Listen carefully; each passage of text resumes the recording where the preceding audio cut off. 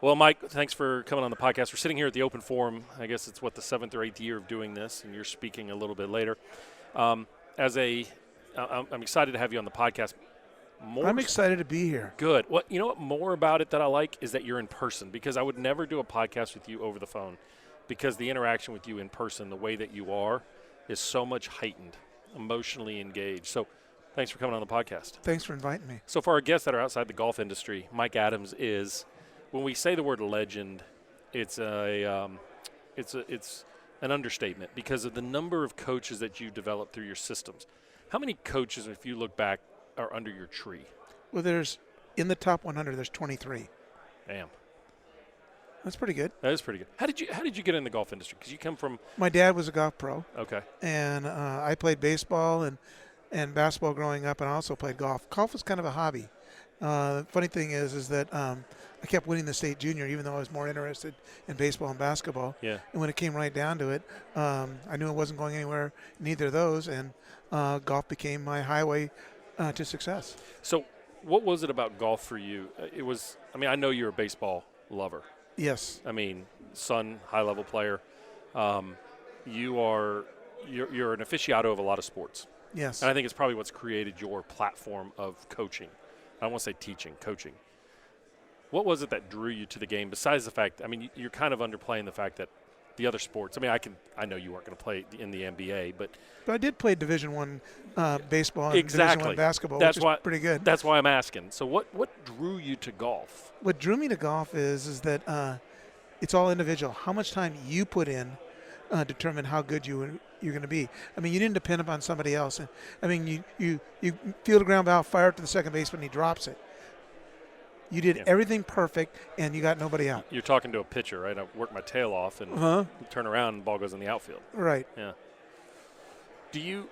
That independent nature, do you think that's why we have the number of coaches in golf that we have compared to other sports? But individually focused. Well, I think because in golf, we actually focus on the person. In baseball, they're focusing on, baseball is still taught primitive. You and I both know that. Yeah. I don't disagree. And they don't use the biomechanics much. And, for a while there, you had, what's his name, Tom House, doing that. And then they went away from Tom House. But that's it. The reason I think golf instructors are better trained. So when you're looking at coaching from a platform, you're very biomechanical. You developed a platform, but an educational system Correct. For instructors. Why did you move into the body so soon?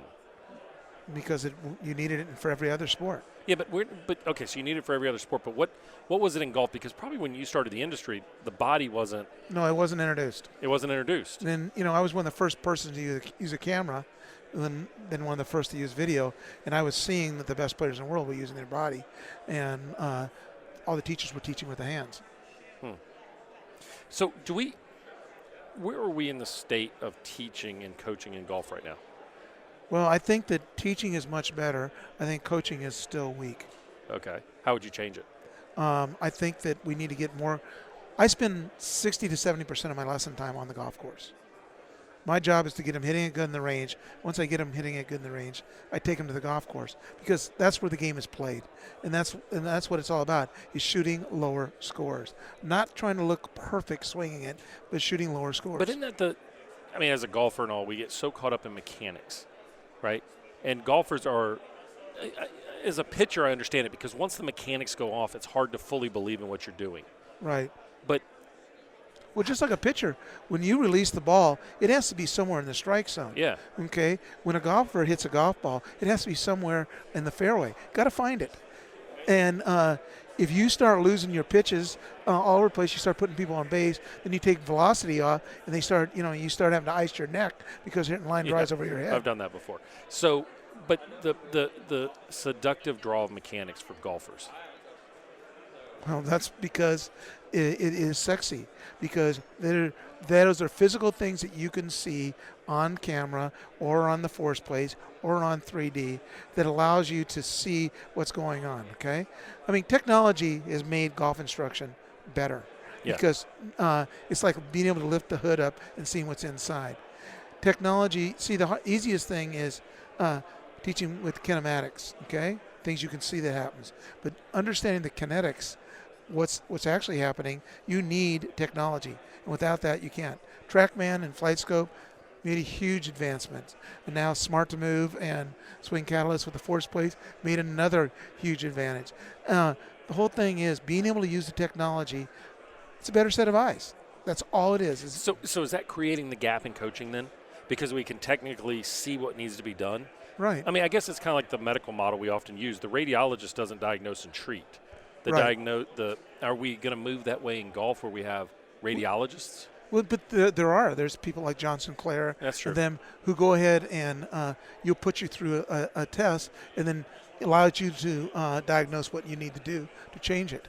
But, I mean, Tattersall does that. Yeah. That's a key thing. I mean, we've got some, brilliant coaches. Mark Blackburn, who you work with, Yeah. Terry Rolls, E.A. Tischler, Andrew Park. I mean, guys that are on the cutting edge of technology, but also understand not only the biomechanics, but the playing part of it, how to turn somebody from a good player into a great player. What being around those great players, are there three main characteristics that you see, you go, that guy's got it, or girl, guy or girl, I use that as unisex, of that ability to take all that brilliant information on the range, that addictive aspect. Because I always say golf is the only sport where people pay money to do what other people train to do. So what is the one thing that, like, you look at those three characteristics and go, and those three things, man, you see that walk on your tee, or you see them out on the golf course, and you know they got it. Well, first of all, they're prepared when they step on the tee. That's a good point. They have control of what the ball is going to do, and they're able to find it. So the player that walks up and goes, I don't know why I'm here, I can't fix it. That's a tough thing. That he's not gonna play well. He's gonna have the weekend off. Yeah. When I played the tour, I was one of the leading money spenders because I got a lot of weekends off. You were MasterCarding it a lot? Yeah. Miscutting. Okay, so number two. The second thing, once they have control of the golf ball and they're prepared, okay, no longer do they think about mechanics. They're out there freewheeling it and managing themselves around the golf course. They're able to adapt to their A, B, or C game and helping them to play their best. And the third thing they do is they all have world-class short games because you're not going to hit it good every day, but you need to get it in the hole. Golf is all about not looking pretty, but shooting low numbers. And so when I'm caddying for somebody, I can do that.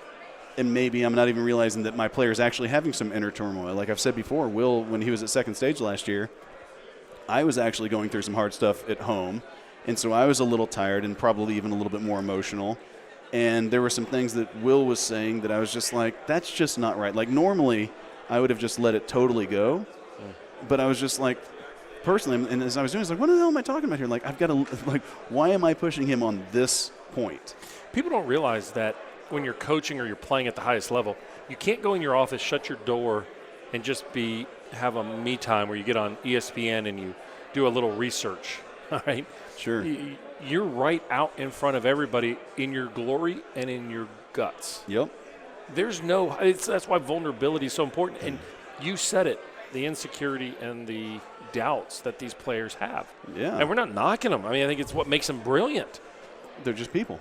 You just think that everyone that actually achieves something high, again, there's some amazing characteristics of a lot of those guys, but they're just people. One of the components of Decade is expectation management. Mm-hmm. Talk to me about that because, expectations are the vehicle to performance death. Mm-hmm. And everyone goes, but I'm supposed to expect to play well. I'm like, no. Talk to me from your perspective of expectations and why they're so problem, because they don't match statistically. Sure. I mean, that's the whole reason, like, the decade is obviously an acronym. The first E of decade is expectation. The second D of decade is discipline. And I feel like those two 100% go hand in hand. And the expectation management you talk about, by definition, you're going to play below your average half the time. Yeah. You're even going to play poorly, whatever yours is, 20% of the time. So even Tiger Woods in 2005, when his scoring average is 67.7, by definition, 20% of the time he played poorly, really poorly for him. I just believe, and maybe potentially there You're not going to say people should play without emotion, are you? I am. I'm going to try to. How? That's a part of the human nature experience. Well, come on. You are going to sit there and tell me you're going to separate emotion. That's the goal. That's the utopian goal. Okay. That's the utopian goal. Sells great books, by the way. Yeah, well, but it's possible. Is it? So, I'm going to challenge you. I mean, okay. No, we're playing. We can do this. So myself, when I was playing professionally, I was a lunatic. Okay. I 100% lived and died on every round, every shot. Yeah. Then when I go caddy for somebody, Will specifically, when I'm caddying for Zalatoris in the U.S. Junior, I wanted him to win that event more than anything else I've ever seen, because he qualified for the U.S. Junior when he was 12, 13, 14, and he struggled for a number of years. And I've watched him as a little kid really do the battle like that I even did in my 20s playing professionally. Like, pour his blood, sweat, and tears onto that range. I mean, I'm not the only person who's ever cried on a golf course. I've been there. And when I started caddying for him then and we start really getting deep into the tournament, I wanted him to win that tournament more than I wanted to win on the PGA Tour. And yet, so the emotions when stuff was going up and down, because I was caddying and I don't have the emotion of having to hit the shot, I was able to make emotionless decisions. And it may be not even a good analogy, but as a caddy, without having to hit the shots, I could think 100% clearly because I was thinking in a math-based mindset to where it's just this is black and white. How about emotionally influenced decisions? Math is black and white. Yeah, no, there's an optimal decision. Application, though, is humanistic. But what I teach is there's an optimal decision in every circumstance. Yeah, no, I agree with that. And there's no reason you can't make that decision no matter the circumstance. I agree with that. That's when I say removing the emotion from the decision-making process. I mean, you're going to be riding this emotional wave 100%. Okay, that's what I mean. You and I are in alignment there. All I want is removing emotion from the decision-making process. I want a non-emotion-based decision. Yes. Period. Okay, so we're sitting here talking. This is the power of doing the podcast where we are. Dr. Mark Broadie joins us. Thank you. You come at it from a statistician's approach. The golf game has got to be so brilliant for you to take a look at. Absolutely. Yeah. No, the availability of data. I mean, the problem with golf stats for decades was the lack of data. So what could you do 20, 30, 40 years ago? You could count fairways. You could count putts. We didn't know anything about them. You could count greens in regulation. And that's all you could do. And the problem is all of those are flawed. And almost everybody knew that those stats were flawed. That gives stats a bad name. So everybody knows that if you miss a green and chip it to 3 feet, your putting stats are going to look better. But it's not because you're a better putter. It's because the stats are flawed.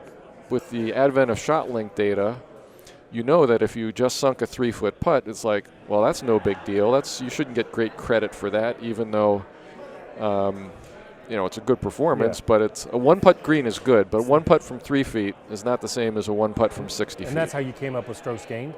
Exactly. Here, I got a question for him. Yeah. When they created ShotLink, they obviously didn't know what they were going to do with it because strokes gained didn't exist. Were they just doing it and like, well, we can track this and plot it, and then we'll just figure it out? Or did they have any idea at all why they were doing what they were doing? No, I think that's one of the side benefits of what they were doing. They were doing it for announcers. When they looked at announcers, and one announcer would say, this person is 8 feet away, and they'd measure it, and he was actually 10 or 12 feet away. So the announcers didn't know the distance. The announcers, when they're out in the fairway, didn't know the distance. So they would all be guessing, and they say, compared to baseball, where you would know all of this information, golf had nothing. So you don't want to just talk all the time about what the guys had for dinner the night before or what else is going. You want to talk about the game a little bit, and they didn't have the information, and ShotLink gave them the information, and it was for making broadcasts more entertaining. And I try to get my younger players sometimes to understand, like, just being successful in this game does not ensure that you're going to be happy. Like, you might be happier as a teacher and just moving on in life, and it's okay.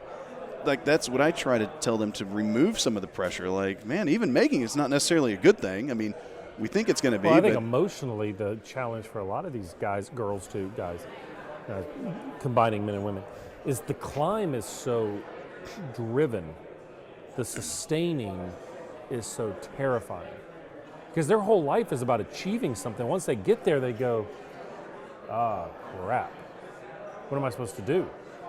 It's like a really, like, they don't know what to do next. Well, I mean, I think that's what a Duval exactly. Finally, if he finally wins the British Open in 2001, it's like, this is it. I mean, to take another sport, Venus Williams, when she won Wimbledon, she comes in to the press conference, and the first question she got was, so what's next? It's like, Jeez, I just won Wimbledon. Let me enjoy it for a little bit. I haven't even got 5 minutes. When Nick Saban's LSU football team won the national title in 2003, he famously stood up on the stanchion and said, everyone's like, oh, you going to celebrate? He goes, I mean, we're recruiting tomorrow.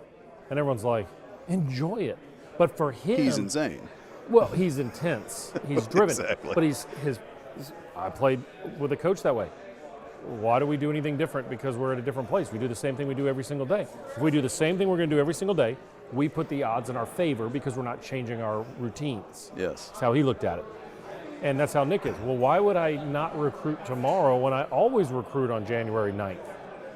Like, I do the same thing every year. Just because I won, that's why I'm here. Yeah. That's exactly right. I mean, the old saying is, if you love your work, you'll never work a day in your life. And I think you've got to enjoy the process. And if everything is, I'm going to be happy if I achieve this goal and unhappy otherwise, then I think you're doing the wrong thing. You want to enjoy every day what it is you're doing, and the outcome shouldn't be the determining factor in that. Well, if-then statements kill us. If Yes. I do this, then I'll do that. If I meet somebody, then I'll be happy. If I win this tournament, then I'm going to be fulfilled. It doesn't work. But if this, then that statement's going to change your life, because that can remove emotion because it's codified. You're on the emotional level. I'm on the decision level. No. Look, I mean, I'm not saying it's the end-all, be-all, but Daniel Kahneman's work's pretty good, right? What do you think? Absolutely. No, there's a whole science of happiness, and there's this great story about Daniel Gilbert. Have you read his stuff? Yeah, Daniel Gilbert. You know, one person wins the lottery, and another person's in an accident, becomes a paraplegic, and they say 6 months later, how happy are they? And surprisingly, the quadriplegic is almost as happy as he was before the accident, and the lottery winner, who was not happy at all before winning the lottery, 6 months later is still not happy because they expected the answer would be money, and it's not. So the book I'm writing right now is called Stuck in Suckville, The Guide to Breaking Free in Your Life, which is the fact that we are always stuck between our reality and what we perceive as our potential. Somebody else has called it expectation gaps and stuff, but Suckville works because players come in and go like, I suck. I'm like, but you're doing what you wanted to do 3 years ago. Yeah, but I just suck. I'm not. Well, so you succeeded. Now all of a sudden what happened? You pushed your potential up. You'll never achieve your potential. I tell my players all the time, if you're coming to me to reach your potential, you got to leave. You'll never reach your potential. And they're like, what are you talking about? I'm like, if you win 3 majors, you want to win 4. Yep. You know, and so they live in this constant discord with what's reality versus accepting where they're at and going, I mean, I can make the most of where I'm at. And that's the statistics is like, a little bit that's the emotional aspect to me. Yep. There was like a family competition. I was like, okay, let's see who could get the most hours at McLean School. Yeah. 1 and 2. Who's getting the most repeat customers? Things No, like just total number of hours. Just total number of hours. That was it. Because we wanted to be A, high producing for McLean, Yeah. and 2, you know, I'm pretty competitive, so I was like, let's go. So Debbie Doniger and Kevin Sprecher. Okay. Got it. Husband and wife team extraordinaire. Now, I want to talk to you two, not about swing mechanics or anything like that, but I want to talk to you guys about being a husband and wife team in the business. My wife's my business partner. You guys aren't in one business, but you are in the industry. Right. That's unique. Yeah. Thanks. It is actually. It's just fun. Does it, not going into details, but being able to look at kids that y'all are raising when you're coaching people, does it give you a different perspective? Yes, so twofold. So one, squash, even though my sister played, Kevin's a little bit better at what's going on. I'm totally not because it's not my sport. So I can lay back and just you can say, be mom. Be mom, I'm in the background, all coaches, all you, this is your deal. I'm there to completely support you, although inwardly I'm nervous when they're your playing, stomach right? is just... But then also on the flip side, and we've talked to you about it, some parents in golf are, like in any other sport, I'm sure anybody listening, it can get insane. So A lot of times I want to go the complete opposite. What I'm most worried about with our kids is burnout, injury, and that they view their sport as a job. And it's a catch-22, I think, because you have to have some of that to be great now because the competition is so big. Yeah. And one of the reasons why golf I steered away a little bit is you have to be so good now as a junior, which means a lot of time, a lot of effort. You got to really love that game to play on a really high level junior. So the reason I'm looking at you, absolutely. because I'm sitting here listening to you talk, I know you're more about your playing background. Right. So could you, it's a really stupid question, I apologize. In today's culture, how would you have functioned as a junior? I would have been good because my parents also didn't play golf. My dad came to tournaments, traveled, dropped me off, picked me up. My mom So took that me was to 100% lessons. internal for you. 100% my Where'd that own. come from? I think it's in my DNA. I think the background of my family, when I think about it, my grandfathers, my father, I come from a very academic family. I'm the least academic in my family, but I come from a very much massive work ethic, and whatever success you have, just be the best at it. My sisters, everybody in my family. So I think it's inbred. I think it's in me. Is it competitive or is it fulfillment? I don't think these are right or wrong. That's why I'm asking. I think it's both. Okay. For me. Okay, for you. But she also had parents that supported her desires and what she wanted to do. I was very athletic also growing up, but my parents would ask me what I wanted to do. If I didn't want to do it, they would say, fine. They never pushed me. Debbie had parents. She wanted to play golf. She'd go play, and then they would make sure she got there and got more into it. But they would push her when they needed to and get her there, but then they'd back off. My parents had backed off completely. So I never got to that extra level. I probably could have played a college level sport if I had the athleticism for it, but I never went the extra mile. So, all right, that's where I'm going with this. And I have to say, he's a better father than what he had. What a hell of a compliment, man. Wow. Yeah. And that's where he broke the cycle or the circle, and that's where you I really might start crying. I know. No, but that's That where is, what a hell of a compliment. But it's good because that's where hopefully he doesn't harbor resentment because of. It made him better. Damn. Yeah, because if you don't get Holy rid of crap. that, then That's like the best compliment you could ever give Will somebody. you marry me? Okay, I'm not an 21 ordained years, minister, like- but yeah. Okay, wow, that was incredible. I don't even know where to go. Okay, so a couple years ago I wrote a response article to TPI with their blessing. It wasn't like I bombarded. We're knocking early specialization. I'm like, wait a minute, it works. it's a catch-22. It That's what is. I'm saying. You got to be really, Yes. really careful, and I am cognizant of it because I see so much We see burnout. it. I see kids that are like, we're done. I'm done. And so I don't want that happening to two of my kids who actually have a lot of talent. Yeah. And you know more. Yeah. And skill sets. But it's anything, right? I mean, it's anything that we're doing in life. It's like, I had a former teammate of mine's wife, and the kids he played Major League Baseball for a long time, made a lot of money. And he said, we're beating up our parents. Because what happens if my kid was in drama? I'd take him 7 days a week to do band practice. They wouldn't have time to do, or drama practice, they wouldn't have time to do anything else, but we wouldn't complain about that. Right. All of a sudden now we're worried about athletic, but maybe we practice too much, but really, how do you get good at something when really there is somebody who's like you, that internal drive, who's out there all day long because they love it, it's who they are, and all of a sudden now you got to catch up. Right. It works. Yeah.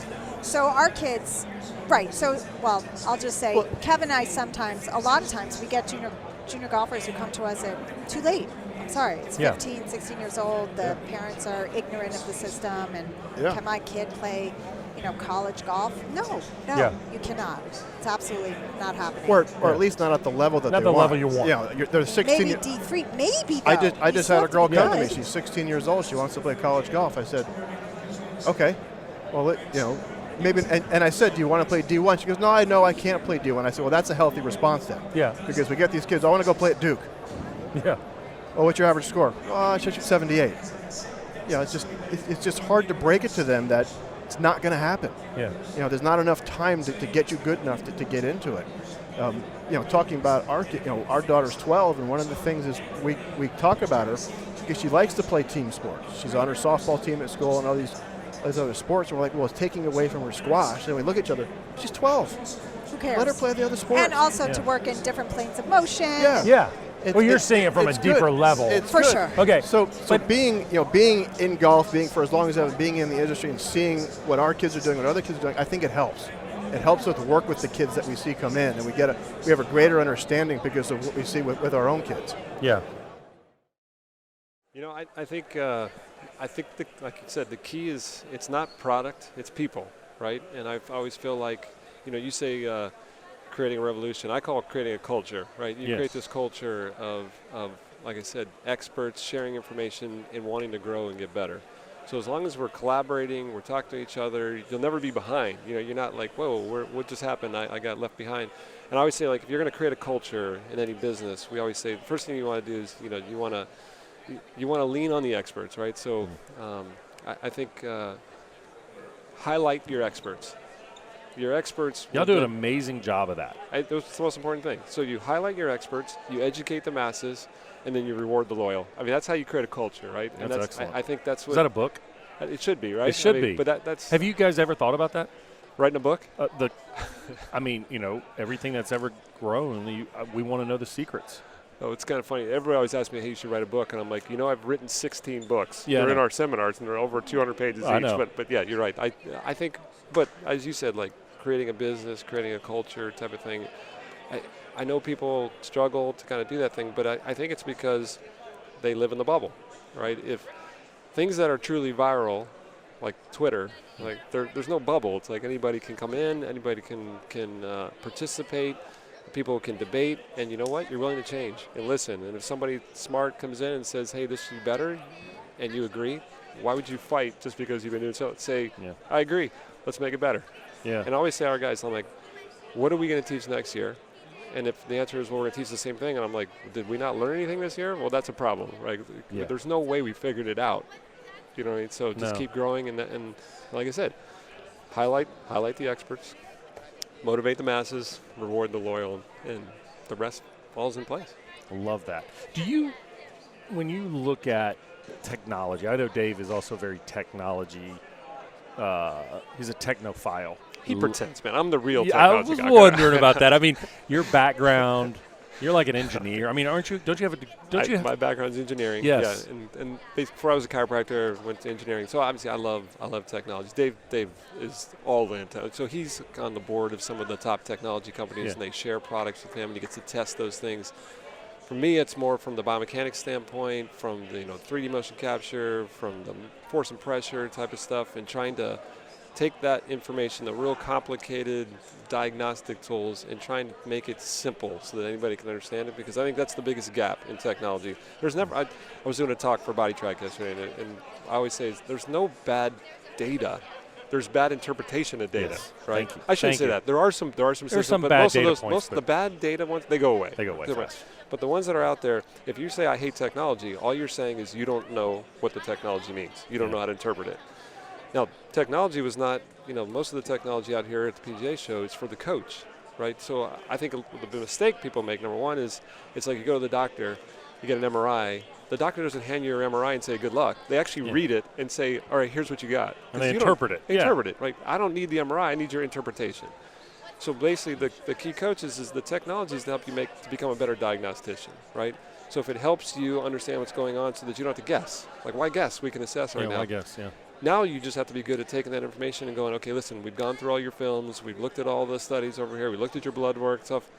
You have allergies. Okay, let's just make it simple. Like, what do I have? You don't have to tell me my histamine profiles and all that. Just tell me what I have and tell me what to do about it. Right? It's so funny. I trained in a primary care center. Yep. And these young medical residents would come in, and they'd be like, it was a average reading level of our patients was a 5th grade reading level. It was 80% African-American female. Yeah. And they would come in and they'd say, your HbA1c is this, your LDL is this, and they'd go, awesome. What does that mean? Do I have cancer? Yeah, they exactly. do I have cancer. They'd walk out and we'd say, guys, listen. And it was mostly white young males as the doctors in starch white jackets. Yeah. And standing as the people are sitting. So it's authority. You're coming down after them. Right. Made them feel stupid. Yeah. And that's the big complaint with technology. Everyone's like, oh, they gave everybody all this stuff and they never come back. I'm like, that's not the technology's fault. Yeah. That's the coach's fault, right? Yeah. So literally, I'm like, listen, those tools are for you so that you are the smartest coach on the planet. You come to the problem with more information. You can solve the problem faster, right? Once you have that, now you have to be good, and this is where most people are weak, is take these very complicated things and teach at 5th grade level. I get to get out and I get to listen to a Mark Blackburn or Scott Hamilton or John Tillery or Butch Harmon, Pete Cowan, all these people, right?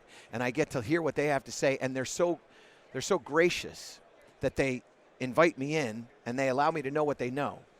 And all I have to do 2 things. I have to listen and I have to remember. Well, the listening part I can do. The remembering part allows me to go, because I'm going to forget, allows me to go back to them. And so all I then have to do is just be respectful. And so I remember that all the time. I also, there's this one thing that sits in my mind, and it is, don't be upset that you got what you asked for. So I know a lot of people that are parents that dream of the day of being a parent, and they want to raise a child, and they want to have something that they can pass along to. And then when they get it, they treat their kids terribly, and they complain about their kids being kids. And I always try to tell them, you got what you wanted. How can you possibly be upset that you got what you wanted? So I'm walking these halls, right? People are stopping me left and right, honestly. Yeah, I know. I can imagine. And they stop me and they go, hey, Michael, thank you for this. And I had a guy who's in the Czech Republic. And he goes, thank you. And I have a guy who's in Mexico City. And he goes, you motivated me to be a coach. And what you realize is that the show's on in 85 different countries, and there are people all over the place that you have no idea who you're affecting. And all I did was I was passionate about teaching, and they watched, and they go, you changed my career path. And it happens to me all over the place. So now I'm walking, somebody stops me, and what do I have to do now? I have to do the exact same thing that I do with Butch and Pete in this. I've got to be respectful, which I'm going to be. I've got to listen, which I'm going to do. And I've got to remember, which I'm going to do my best to do. And it's a gift. I got what I wanted. I wanted to be. Did you want to do this when you started out in the field? I'll tell you this. I've always wanted to help people. Mm-hmm. That's why I did what I do. That's why you 100%. Do what you do, right? We want to help people. We want to help people get better.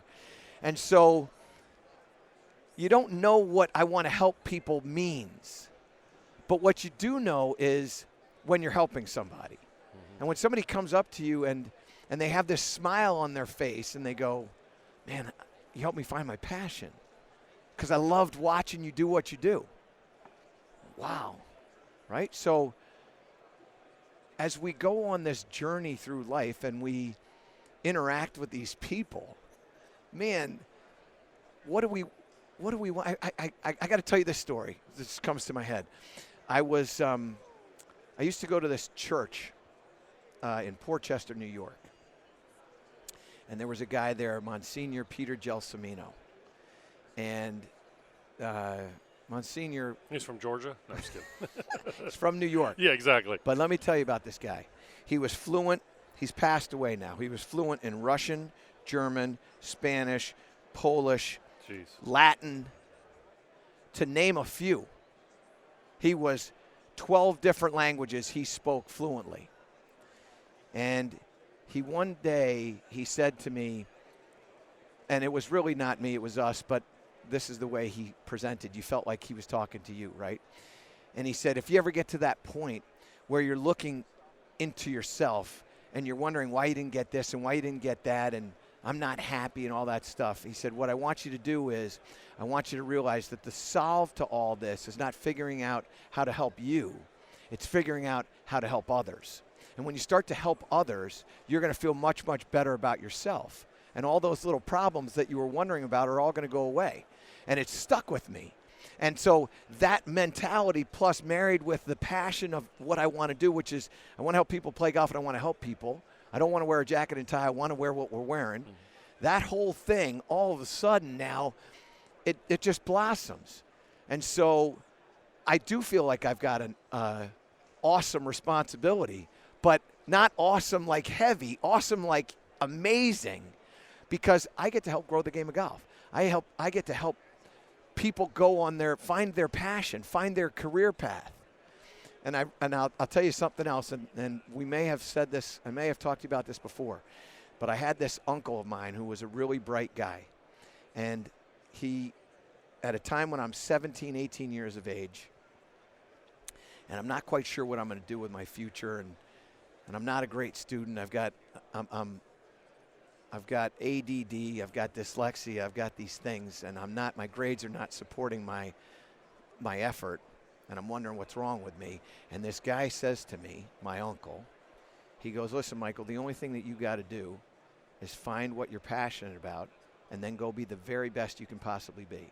And he said, I don't care if you want to be a janitor, you go and you have the cleanest hallways, the shiniest toilets, the most immaculate sinks and garbage cans in every single bathroom, and make sure every hallway is perfect, and you're going to be fine because you're going to be doing what you love to do, and you will be paid handsomely.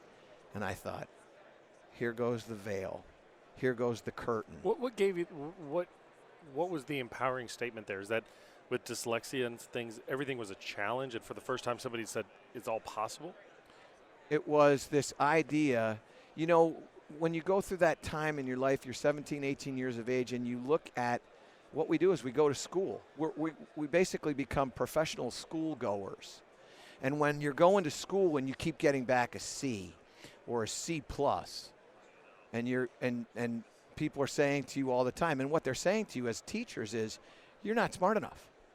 And now you go, well, I need to be smart to be successful. And if I'm not smart enough, how can I possibly be successful? And then somebody says, well, you can be successful, but there's another way to be successful. You can be, maybe you're not smart in that, but if you find what you're passionate about and you try to be the best, then you'll be smart in that field. And it opens up the opportunity that all I needed to find was not intelligence, but passion. Because passion is going to lead me to my intelligence, and my intelligence is going to be fostered by hard work in a field that I want to do.